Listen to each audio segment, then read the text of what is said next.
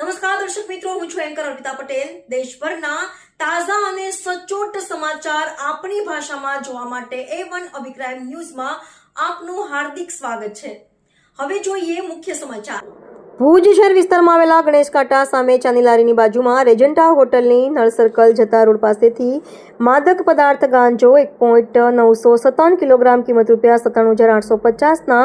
નાર્કોટિક્સના મુદ્દામાલ સાથે 2 આરોપીઓને પકડી પાડતી એસઓજી પશ્ચિમ કચ્છ ભુજ અધિક પોલીસ કમ મહાનિદેશક શ્રી ATS ગુજરાત રાજ્ય અમદાવાદના માર્ગદર્શન હેઠળ કેફી પદાર્થ અને માદક પદાર્થના સેવનની પ્રવૃત્તિને સદંતર રીતે નેસ્તનાબૂદ કરવા સૂચના આપેલી હતી અને હેરફેર વેપારની પ્રવૃત્તિને સદંતર રીતે ડામવા પણ અસરકારક પરિણામલક્ષી કામગીરી કરવા જણાવેલ તે અંગે ચિરાગ કોરડિયા સાહેબ પોલીસ મહાનિરીક્ષક અને ભુજ તથા શ્રી વિકાસ સુંડા સાહેબ પોલીસ અધિક્ષક શ્રી પશ્ચિમ કચ્છે કાર્યવાહી હાથ ધરી હતી। દરમિયાન તારીખ 1/11/2025ના રોજ એસઓજી સ્ટાફના ASI નરેન્દ્રસિંહ ઝાલા તથા પોલીસ હેડ કોન્સ્ટેબલ રઘુવીરસિંહ જાડેજાનાઓને મળેલ ખાનગી બાતમીના આધારે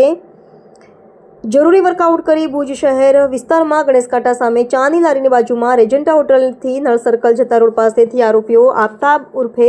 ભાભા રમજુ મમણ મુસ્તાક ઉર્ફે બિટ્ટુ અબ્દુલ સુમરાને કબજામાંથી માદક પદાર્થ ગાંજો 1.957 કિલોગ્રામ ₹97,850ના નાર્કોટિક્સના મુદ્દામાલ સાથે ઝડપી પાડી મજકૂર આરોપીઓ વિરુદ્ધ ભુજ શહેર B ડિવિઝન પોલીસ સ્ટેશનમાં NDPS એક્ટ હેઠળ કાયદેસરની કાર્યવાહી કરવામાં આવી છે।